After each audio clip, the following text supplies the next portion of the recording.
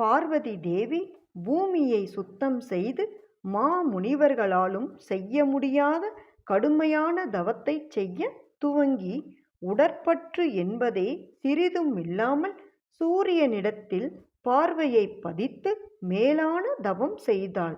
கிரீஷ்ம ருது காலத்தில் பஞ்சாக்கினி மத்தியிலும், வர்ஷ ருது காலத்தில் பூமியிலும், குளிர் காலத்தில் தண்ணீரின் மத்தியிலும் இருந்து கடுந்தவம் செய்து கொண்டே மரங்களை நட்டாள். அதோடு அந்த கௌரி சிகரத்தில் நாள்தோறும் மரங்களுக்கு தண்ணீர் வார்த்து காப்பாற்றியும் அதிதி பூஜையும் செய்து வந்தாள். பனிக்காலத்தில் குளிராட்டம் வாடை காற்றுக்கும், மழை காலத்தில் மழைக்கும், எக்காலத்திலும் பசிக்கும் பயத்துக்கும் அஞ்சாமல் மாமுனிவர்களும் செய்ய முடியாத மாபெரும் தவத்தை மகா கடுமையாக செய்து வந்தாள். அவளது தவத்தைக் கண்ட அருந்தவ முனிவர்களும் வியந்து பிரமித்தார்கள். பார்வதி தேவி தவம் செய்து வந்த ஆசிரமத்திற்கு அருகே இருந்த சிங்கம், புலி, மான், பசு முதலிய மிருகங்கள் இயற்கை பகையின்றி ஒன்றோடொன்று அன்பு கொண்டு வாழ்ந்தன. விதவிதமான புற்பூண்டுகள் அவளது ஆசிரமத்தைச் சுற்றிலும் செழித்து வளர்ந்தன. நறுமண மலர்கள் பூத்து குலுங்கின. இவ்விதம் பார்வதி தவம் செய்த அந்த கௌரி சிகரம் கைலாசத்திற்கு சமமாக விளங்கியது. இவ்வாறு பார்வதி தேவி அருந்தவம் செய்யும்போது தேவர்களும் மகரிஷிகளும் பார்வதி தேவியின் தவத்தை பார்த்து அத்தவத்தின் தேஜஸால் வியாபரிக்கப் பெற்றவர்களாய் சிவபெருமான் வீற்றிருக்கும் திருக்கைலாயத்திற்கு சென்று சிவபெருமானை வணங்கி வழிபட்டு, கைலாசநாதனே, நீரே ஸ்வயம்பு, நீரே சங்கரர், நீர் மேலான கருணையுள்ளவர், உலகங்களை தகனஞ்செய்ய கூடியதாகவும் மிகவும் பயங்கரமானதாயும் தேவர், முனிவர், தானவர் முதலானவர்களாலும் கூட செய்ய முடியாத பெருந்தவத்தை பார்வதி தேவி இயற்றி வருகிறாள். கருணாநிதியே, தயவு செய்து பார்வதியின் தவத்திற்கு இறங்கி எங்களது காரியத்தையும் நிறைவேற்றி அருள வேண்டும் என்று இறைஞ்சினார்கள்.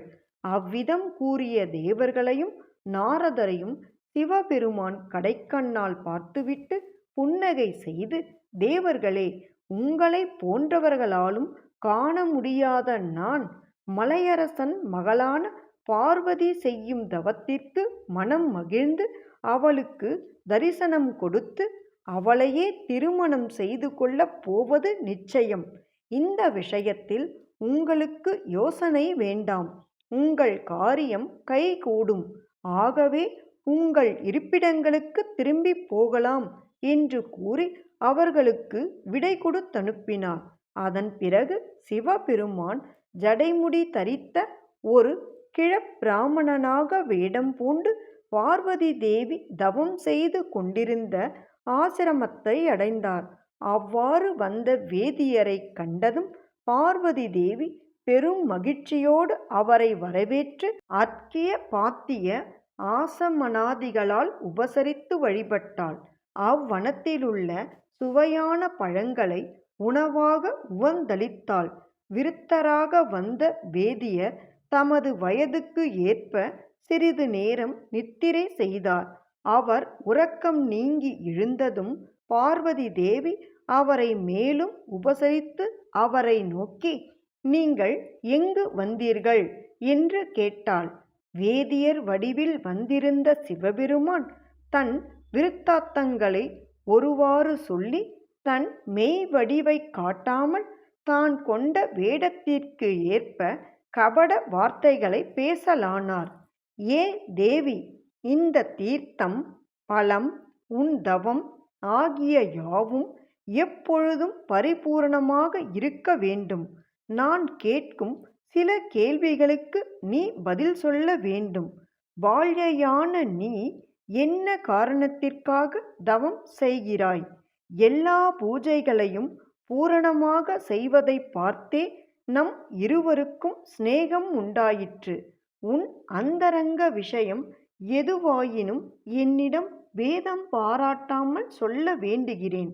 உன்னிடத்திலேயே தவத்தாலாகும் எல்லாவிதமான பயன்களும் நிறைந்திருக்கின்றனவே.